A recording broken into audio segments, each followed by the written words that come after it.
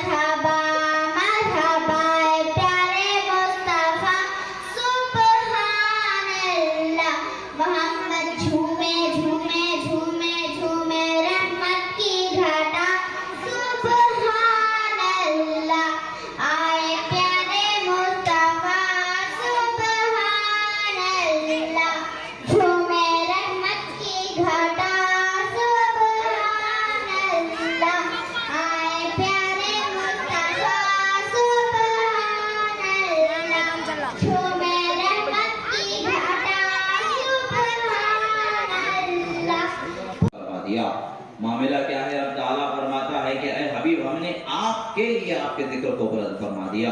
रसूलुल्लाह की रजा को क्यों चाहा जा रहा है? इब्न इसाकर की रिवायत है, कुल्लुहुम यतलबून रिदाई व अन अतलबु रिदाका या मोहम्मद। फरमाते हैं कि औ कमा क़ाल, ऐ मेरे हबीब सल्लल्लाहु तआला अलैहि वसल्लम, सुने कि दुनिया जहां कायनात जिसको मैंने पैदा किया है सब कुछ मेरी रजा चाहते हैं, मैं तुम्हारी रजा चाहता हूं। और इसी चीज का वो इजहार है कि वरफ़अना लक ज़िक्रक, हबीब हमने आपके जिक्र को बुलंद फरमा दिया। खुदा जिसके जिक्र को बुलंद फरमा दे, क्या कोई उसे कर सकता है? क़यामत तक के सर पटकते पटकते खत्म हो जाएंगे, फना हो जाएंगे, वजूद को फरामोश कर दिया जाएगा, मगर शान मुस्तफ़ा के मकाम में जरा बराबर न कमी आएगी, न उसके अंदर कोई नक्स आ सकता है। इसलिए कि उस ज़ात को पाक परवरदिगार ने पाक बना करके पैदा फरमाया, ऐसा पाक बना करके पैदा फरमाया गोया कि उसमें भी रसूलुल्लाह सल्लल्लाहु तआला अलैहि वसल्लम का ख्याल रखा गया। हज़रत हसानी में साबित फरमाते हैं, अहसन मिनका लम तरा क़त्तु ऐनी या रसूलल्लाह, आपसे ज्यादा हसीन मेरी आंखों ने किसी को नहीं देखा। वो अजमलु मिनका लम तलिदिन निसाउ या रसूलल्लाह, आपसे ज्यादा खूबसूरत किसी मां ने जना ही नहीं है। फिर फरमाते हैं, खुलिक़ता मुबर्रअम मिन कुल्लि ऐबिन, यानी ऐ हबीब खुदा ने आपको हर ऐब से पाक साफ सुथरा बना करके पैदा फरमाया। कअन्नका क़द खुलिक़ता कमा तशाउ या रसूलल्लाह, गोया कि आपको आपकी चाहत के मुताबिक खुदा ने पैदा फरमाया। रब्बे ज़ुल जलाल की शान ही है कि उसने हमें ऐसे शान वाला नबी का उम्मती बना दिया। रब्बे ज़ुल जलाल ही को पाकी है कि उसने हमें ऐसा अजीम मर्तबे वाला हर ऐब से पाक नबी को हमें अता फरमा दिया। रब्बे ज़ुल जलाल ही को सेवा है कि वो ऐसे नबी को पैदा फरमाए। यही वजह है कि वो हमारा खालिक है, रब्बुल आलमीन है, और रब्बुल आलमीन ने इन्हें रहमतुल लिल आलमीन बना करके मबऊस फरमाया। रब्बे ज़ुल जलाल की ये नेमतें हैं कि इंसान को अल्लाह ताला ने बेहद नेमतें अता फरमाई, बेहद नेमतें अता फरमाई है। इन तमाम नेमतों में सबसे बड़ी नेमत कौन है? अन नेमतुल कुबरा ज़ाते मुस्तफ़ा सल्लल्लाहु अलैहि वसल्लम है। हर नेमत की नेमत, हर फजीलत की फजीलत, हर बुलंदी की बुलंदी जो खुदा ने हमें अता फरमाया है वो अपने हबीब को अता फरमाया। ऐसा मकाम है, ऐसी नेमत है जो हम क़यामत तक के भी जिंदगी मिल जाए तो हम शुक्रगुजार हो जाएं, तब भी उसका हक अदा नहीं होगा। इसीलिए कहते हैं कि खुदा की रजा चाहते हैं दो आलम, खुदा की रजा चाहते हैं दो आलम, खुदा चाहता है रज़ाए मोहम्मद। कुल्लुहुम यतलबूना रिदाई व अन अतलबु रिदाक, ऐ हबीब सब मेरी रजा चाहते हैं, मैं तुम्हारी रजा चाहता हूं। रसूलुल्लाह सल्लल्लाहु तआला अलैहि वसल्लम की रजा खुदा चाहता। रसूलुल्लाह सल्लल्लाहु तआला अलैहि वसल्लम को अल्लाह ताला ने सरापा मौजिज़ा बनाया, ऐसी शान बुलंद फरमाई कि जो हुस्न यूसुफ को ले, यदे बैजा को ले, समे ईसा को ले, जिस किसी को भी ले ले, आते खुबा हमादार दो तन्हा दारी, कि जिस मौजिज़े को ले लें, हर नबी को एक निराला अनोखा मौजिज़ा खुदा अता फरमाता रहा।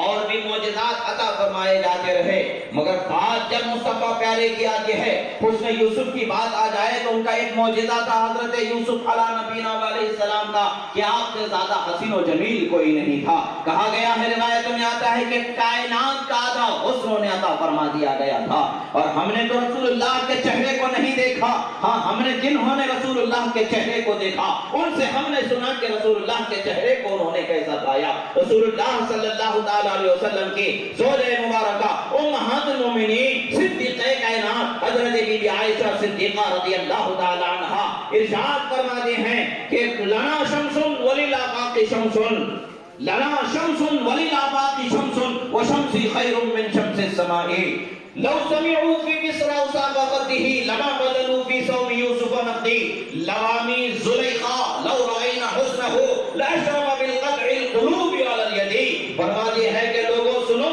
میرے آقا کی شان اور ان کے چہرے کی خوبصورتی کو کیا تم پوچھنا چاہتے ہو؟ سنو کہ چاند چمکتا ہے رات میں خوبصورتی آ جاتی ہے، سورج چمکتا ہے تو دن کو اجالے سے گھیر دیتا ہے، آسمان کو بھی خدا نے ایک سورج عطا فرمایا ہے، مگر خدا نے ہمیں وہ سورج عطا فرمایا ہے جو آسمان کے سورج سے بہتر سورج عطا فرمایا ہے۔ نعرہ تکبیر، نعرہ رسالت، نعرہ رسالت، جشن عید میلاد النبی، جشن عید میلاد النبی، نعرہ تکبیر، نعرہ رسالت۔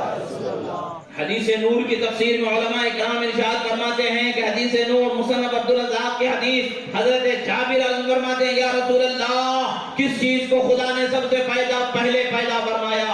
یا جابر ان اللہ خلق نور نبی کا قبل کل شیء، فرماتے ہیں جابر سنو، اللہ نے تمہارے نبی کے نور کو تمام چیزوں سے پہلے پیدا فرمایا ہے۔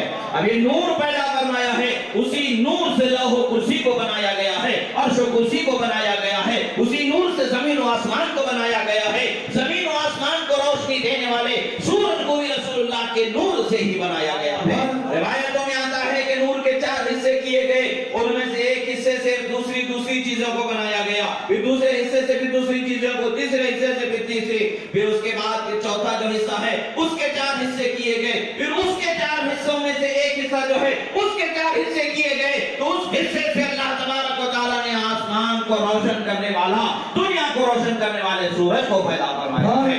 اسی لیے صدیقہ کائنات فرماتے ہیں، لا شمس وللآفاق شمس وشمسی خیر من شمس السماء، فرماتے ہیں کہ اللہ نے آسمان کو بھی سورج عطا فرمایا ہے، ہمیں بھی سورج عطا فرمایا ہے، آسمان کا سورج جو چمک پاتا ہے میرے مصطفیٰ کے نور کے ٹکڑوں کا صدقہ ہے۔ نعرہ تکبیر، نعرہ رسالت، نعرہ رسالت، جشن عید میلاد النبی، شہزادہ غوث اعظم، علماء اہل سنت، نعرہ تکبیر۔ اس لیے کہ جو بہتر ہوتا ہے وہ اس کا حکم جو اس سے کمتر ہوتا ہے اس پر چلتا رہتا ہے۔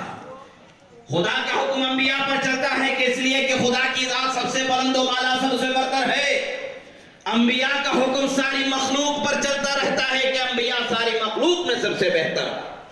اور پھر آسمان پر چمکتا سورج بھی ایک مخلوق ہے رب ذوالجلال کی، جس کو خدا نے پیدا فرمایا۔